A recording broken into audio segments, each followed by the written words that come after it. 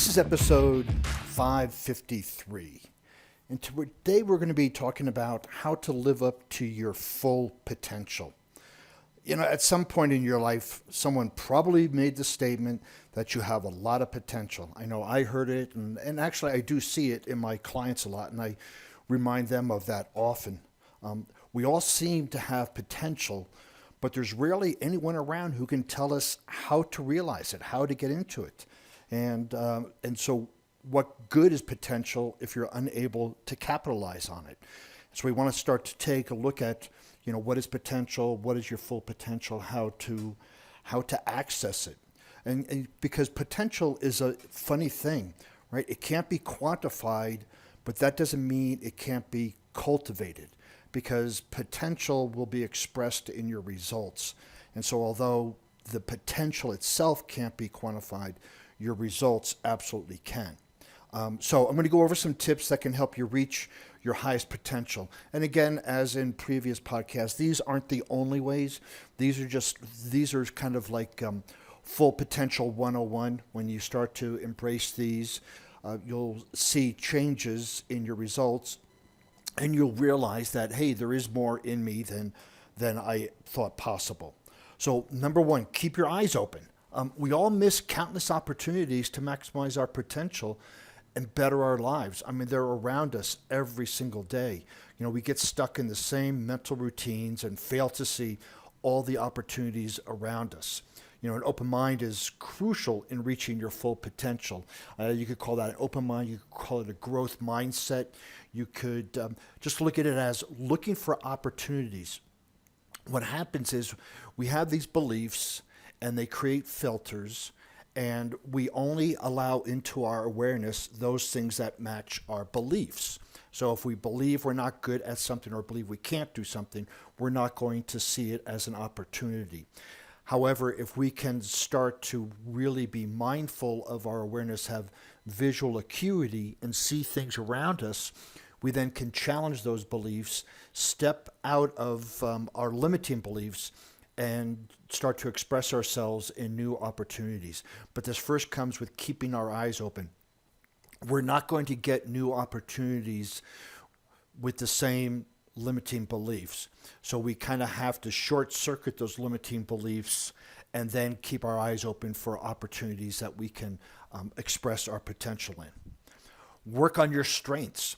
You know, your greatest achievements will likely be a product of your strengths. You know, expect to spend some time fully developing your ability to apply your strengths, you know, in all aspects of your life. And this is something that, you know, the difference between a Padawan and a Jedi Knight or a Jedi Master is that the Master takes the things they're good at and keeps working on them. So you want to take your strengths, realize what your strengths are, and focus on those strengths, because we all have our own unique strengths, and we all have our own unique capabilities. And when we focus on those, then we can start to see our potential, because the strengths are actually tapped into our potential. And so when we start to realize our potential, we're actually tapping into our strengths. So really take a look at your strengths, and there's some assessments online that talk about your strengths, you know, your emotional strengths. There's your virtues in action. There's the Clifton Strength Finders or Gallup Strength Finders. You can ask some friends. You can look at where you have accomplished stuff, but work on those strengths. So make a list of your strengths and then start to work on them. Yep, and work on your weaknesses. However, while your weaknesses probably won't take you far, they certainly can hold you back. So, you know, most people avoid their weaknesses and refuse to work on them. And then there's the others that only work on their weakness and leave their strengths to the wayside. Now, when we want to look at the return on investment. That is, if we start spending so much time on our weakness and we only get a small return, is it really worth it? And that would be dependent on the goal that you want to reach, your potential, et cetera, et cetera. But really, would you really want to do that? You know, I'll use CrossFit for an example. Let's say your weakness is double unders, but you're really great at deadlift, snatch, toes to bars. Well, the double unders may not give you that much of return on investment as far as reaching your full potential. So you could spend hours and hours and hours trying to do that, or you could spend that same amount of time working on your deadlift, your snatches, your toes to bars, and really excelling at that. So that will take you farther. It's the same thing with your career or with that or your hobbies, right? Look at your weakness and see how much it's holding you back, and then work on it, but work on it enough to get you a good return on investment. We don't want to get bogged down in working on our weaknesses and ignoring our strengths. Find a mentor and a coach. Absolutely. A good mentor or coach can save years of struggle and effort. The ideal mentor or coach started where you are starting and has achieved the success you're after. So they know that path. It's kind of like a mountain guide. The best mentors are great teachers.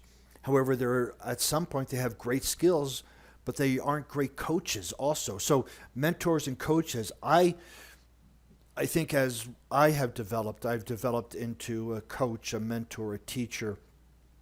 Sometimes coaching takes the position of asking a lot of questions and not describing what's happening. But for myself, I use all those hats. So when you're looking at living up to your full potential, you definitely want to find somebody who has walked the same path as you and get assistance from them. If you can't, then a coach would be a really great resource as well. So if you can't find a mentor, definitely find a coach. Set goals. Yes, I am big at setting goals. Setting goals is cliche, but how can you expect to achieve something great if you haven't defined it beforehand, right? It's important to know specifically where you're going. Steve Covey talks about start with the end in mind. So your potential is going to be expressed as something.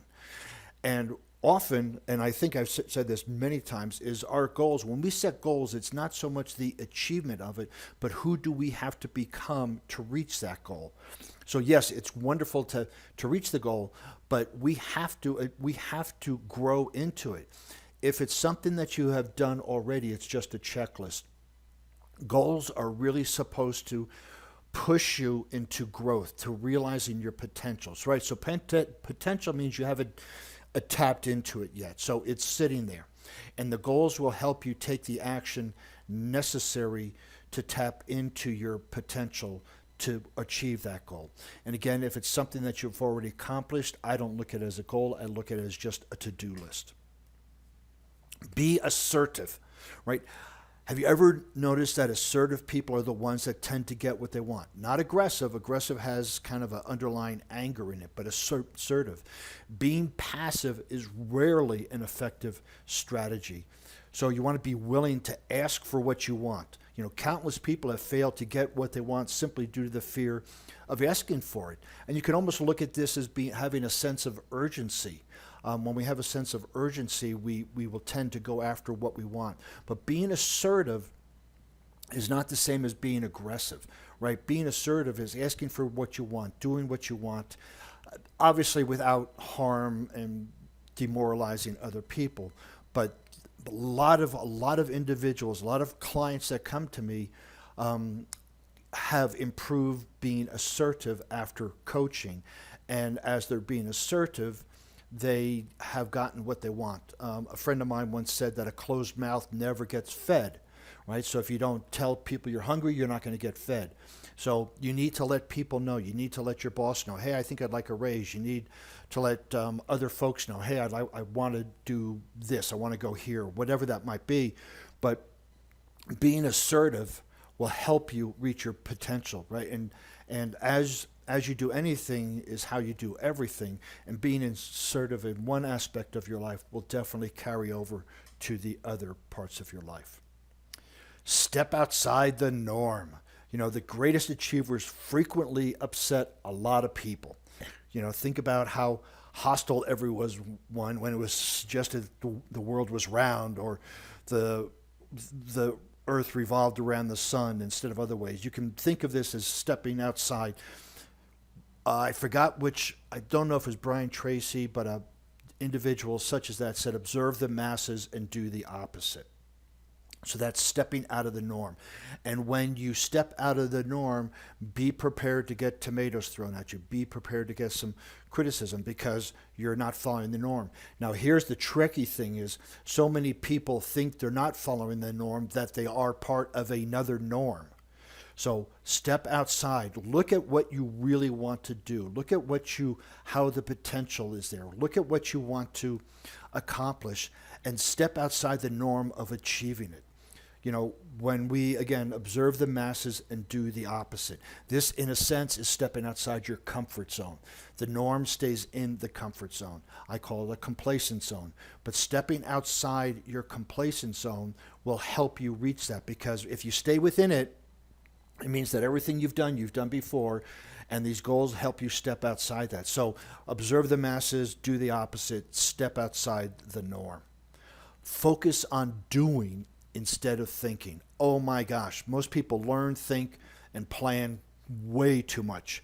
Action results in change and progress, right? Action, it just takes time. However, that doesn't mean you ought to make poor, unintelligent choices, but this is where one of my first coaches told me, better done than perfect, right? Get something done, and then on top of that, correct and continue. You can't make corrections. You can't move forward without taking action. And even if it gives you a result that you don't want, you now can correct and move forward and get feedback. In NLP, we say there's no failure, only feedback. But so many people just think things to death. A lot of clients come to me with, they can't get stuff done. They're not assertive, and they're thinking, what should I do here? And just do it and see what happens. And as you start taking action, obviously you want to, again, have intelligent choices, get the majority of your information. A book I read on leadership once said that a leader is one that when they have the majority of information makes the right decision. And if it's not right, they make the decision right. So they have the information, they make a decision. It might not be the correct one, but then they correct and continue so it is the right one. So we want to be okay. We only grow by making mistakes, in a sense. So and the only way you make mistakes is by taking action. You can't think it to death. So you have to start doing it. It's like reading a book on swimming. You can't swim until you get in the water. You might make a mistake, but you can think about swimming. You can think about it, but we have to start taking action. And action is the catalyst to hitting your potential. It's the catalyst to success. It's the catalyst to everything. Work smarter, not harder.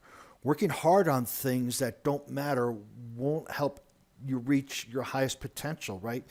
Ensure you're spending your time on important activities. When I say work smarter, work on the things that are important to you. Be smart about where you invest your time. Be smart about where you invest as opposed to waste your time.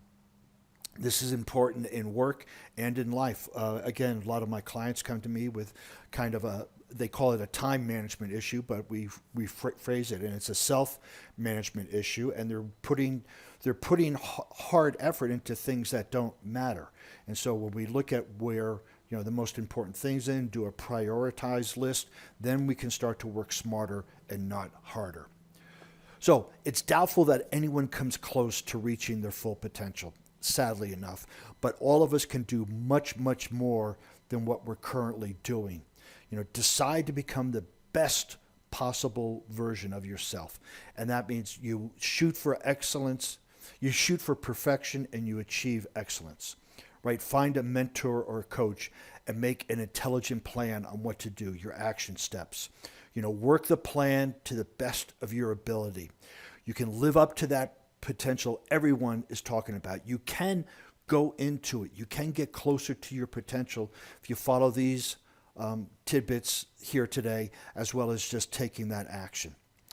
If you'd like to see the show notes on this, you can go to warriormindcoach.com. While you're there, you can see the show notes, listen to other podcasts, look at some blog posts, and find out more about me and how you can get a breakthrough session. And while you're on the internet, please follow me on LinkedIn, Facebook, Instagram, Pinterest under Warrior Mind Coach.